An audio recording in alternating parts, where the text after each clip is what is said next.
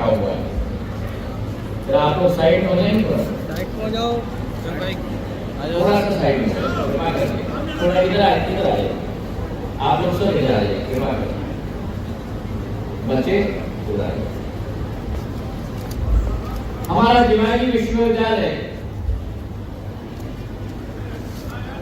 एक है, जरा थोड़ा सा इधर आ जाओ, आपके पीछे सब लोग बैठे होंगे।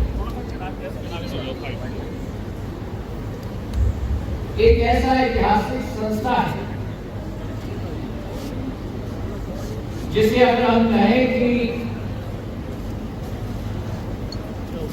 भारत के रत्नों में से सबसे बेहतरीन नवरत्न के रूप में जीवानी विश्वविद्यालय आज स्थापित है। कुलपति जी अविनाश तिवारी जी मुझे बताए NAAC के एक्रेडिटेशन आज A++ का दर्जा जीवानी विश्वविद्यालय को मिला है। ये हम सब के लिए गौरव की बात है। हमारा ये विश्वविद्यालय 63 वर्ष पूर्व स्थापित किया गया। भारत के पूर्व राष्ट्रपति राजा कृष्ण जी स्वयं आए, मेरी दादी पूर्व राजमाता साहब के साथ, और सिंधिया परिवार की सदैव सोच रही कि अगर क्षेत्र को हमें आगे ले जाना हो, अगर प्रदेश को हमें आगे ले जाना हो, अगर देश को प्रगति और विकास के मार्ग पर प्रशस्त करना हो, तो वो अगर अलग जगानी है तो वो अलग जन जन में शिक्षा के संस्थानों से ही हम लोग जगा पाएंगे। और इसलिए अगर इतिहास के पन्नों को हम पलटे,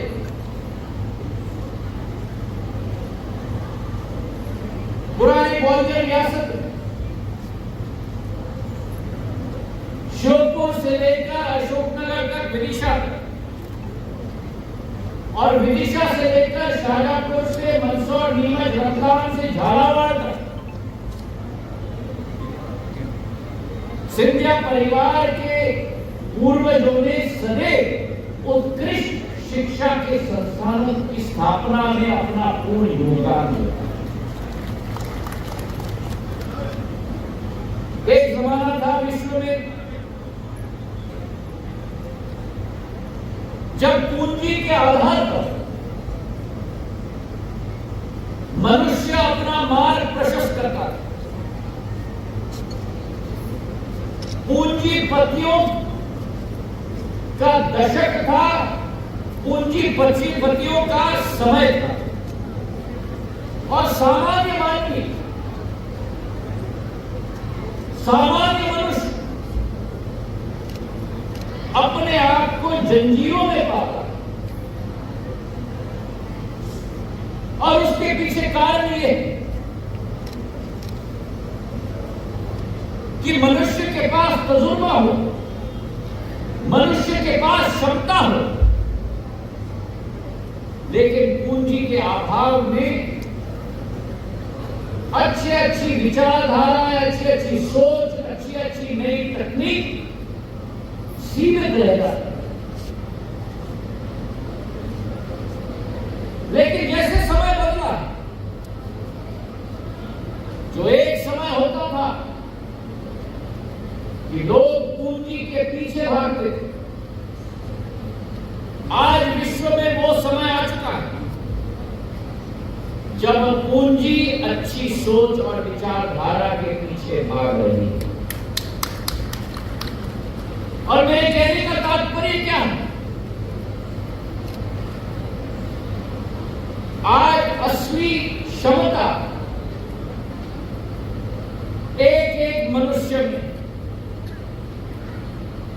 अगर अच्छी सोच हो, अच्छी विचारधारा हो, तो अवसरों का भंडार है।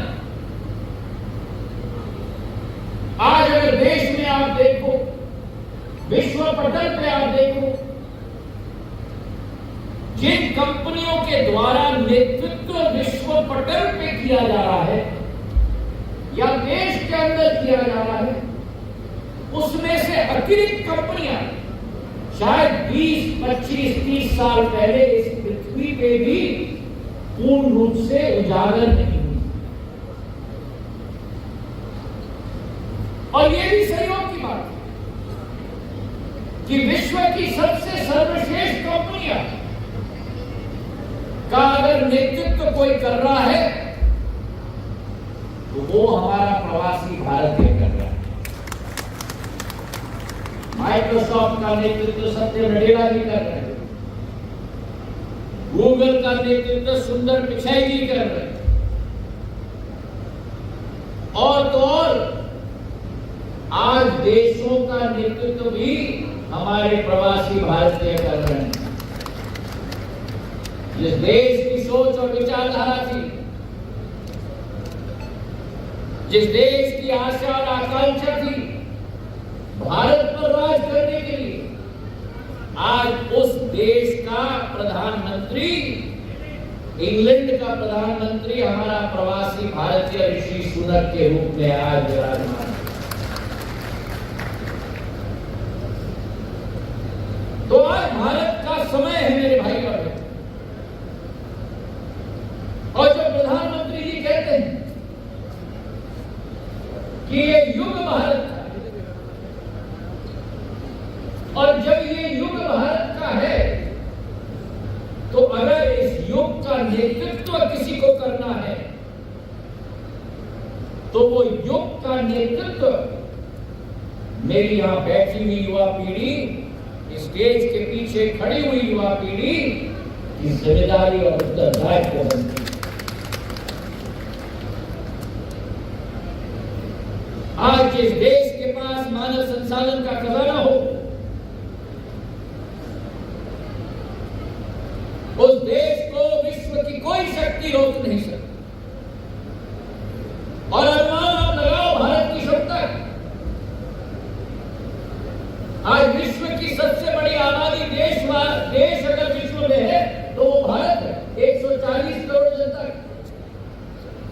और उस 140 करोड़ जनता में 70% आबादी हमारे देश के 35 वर्ष के आयु के से कम, मतलब करीब 100 करोड़ की आबादी। अमेरिका की 3 गुना आबादी, यूरोप, संयुक्त यूरोप की 1.5 गुना आबादी, वो मेरे देश की युवा शक्ति है मेरे भाइयों। पर इस युवा शक्ति को हमें चैनलाइज करना है।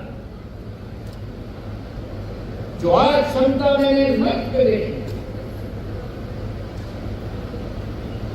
मेरी बेटियों की, मेरी बहनों की कला, नृत्य और कला और नृत्य के साथ संस्कृति जुड़ी हुई। और आज भारत की संस्कृति भर भी विश्व पटल पर उजागर हो रही है। मैं बधाई देना चाहता हूं कुलपति महोदय, मैं बधाई देना चाहता हूं मेरे सभी नौजवान साथियों को। आज जिन बच्चियों को और बच्चों को हमने पुरस्कृत किया, कोई एनसीसी में आगे चल रहा है, कोई खेल के क्षेत्र में आगे चल रहा है, कोई नीट में आगे चल रहा है,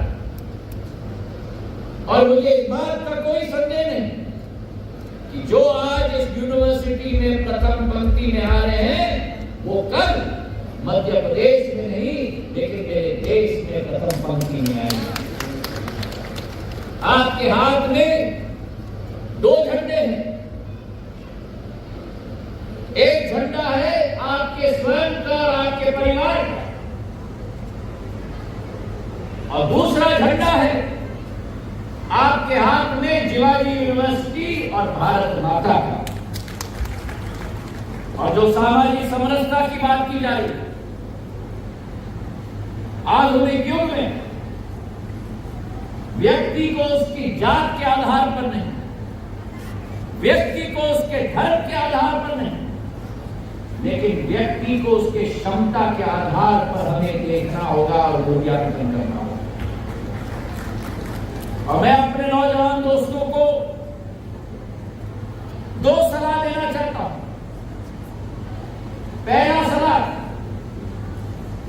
कि ये याद रखना कि ये जो जिंदगी का खेल है, ये एक व्यक्तिगत दौड़ नहीं है, ये 100 मीटर का स्प्रिंट नहीं है, ये मैराथन नहीं है। जिंदगी का खेल जो है वो एक रिले रेस है, और रिले रेस में अगर एक धावक तेजी से दौड़ पाए, लेकिन बाकी 300-400 मीटर के रिले रेस में बाकी टीम में क्षमता न हो, तो वो एक धावक से काम नहीं चलेगा।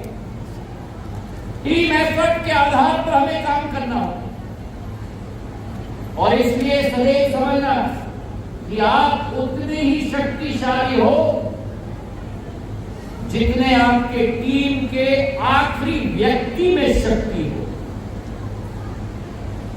और अगर आपके टीम के व्यक्ति में शक्ति की कमी है, तो आपका दायित्व बनता है उस व्यक्ति की शक्ति को बढ़ाने का। आपका दायित्व बनता है उस व्यक्ति की शक्ति में संतुलन लाने का, क्योंकि टीम एफर्ट के आधार पे ही विजयश्री आपको और आपकी टीम को प्राप्त होगी। सामाजिक समरसता की हम जब बात करते हैं, हम उस देश के वासी हैं जिस देश में हम गर्व से कह सकते हैं कि विश्व में कोई और देश नहीं है जिसने 4 धर्मों को जन्म दिया हो। वो केवल मेरा भारत देश है जिसने 4 धर्मों को जन्म दिया। चाहे सिख समाज की हम बात करें, जैन समाज की हम बात करें, बौद्ध धर्म की हम बात करें, हिंदू धर्म की हम बात करें, और हमने भारत की धार्मिक खजाने का निर्यात किया है विश्व भर में। आज जब प्रधानमंत्री जी अमेरिका जाते हैं और वासुदेव कुटुंबक की बात करते हैं, तो भारत की सोच और विचारधारा अनेकता में एकता, सामाजिक समरसता की होती। और मैं मानता हूं कि अगर हम उस विचारधारा के आधार पर आगे चले, सभी को एक ही मोती के माले या फूल के माले में पिरोए, तो भारत की विशेषता इस बात की होती है कि जब भारत का वासी कोई भारत का गुलदस्ता देता है, तो उस गुलदस्ते में एक तरीके के फूल की महक नहीं होती, लेकिन हजारों तरीके के फूल की महक होती है। दूसरी बात मैं आपको कहना चाहता हूं कि जिंदगी में प्रतिस्पर्धाएं बहुत होती हैं, पर यह आप याद रखना कि अंत में जवाबदेही आपको स्वयं को देना है। हम लोगों की चिंता और फिक्र बहुत होती है कि दूसरे लोग हमें क्या समझते हैं, लेकिन जब पूरे दिन परिश्रम करने के बाद रात को हम बिस्तर में सोने के लिए जाते हैं, पहले हमको अपना ही चेहरा झांकना पड़ता है कांच में। और अंग्रेजी में कहावत है, सोने के समय में जब सिर तकिए पे जाता है, अंग्रेजी में कहावत है कि the softest pillow is a clear conscience. सबसे नरम तकिया, अगर दिल साफ हो, अगर मन साफ हो, तो उस व्यक्ति को 1 सेकंड के अंदर जबरदस्त अच्छी तरह से नींद आती है। लेकिन अगर कटुता के आधार पर कार्य किया जाए, अगर एक दूसरे को नीचे लाने की कोशिश की, तो दिन भर तो आप सिर उठाकर चल पाओगे, पर रात को नींद अच्छी नहीं आने वाली। मुझे विश्वास है कि हमारा जिला विश्वविद्यालय आने वाले समय में इसी तरीके से तरक्की के पथ पे चलेगा। और मुझे इस बात का विश्वास है ये एक नई इतिहास ग्वालियर चंबल संभाग में नहीं, मध्य प्रदेश में नहीं, लेकिन पूरे देश में मेरा शिवाजी विश्वविद्यालय पूर्ण रूप से रचेगा। इन्हीं भावनाओं के साथ आपका बहुत बहुत धन्यवाद। जय हिंद, जय भारत।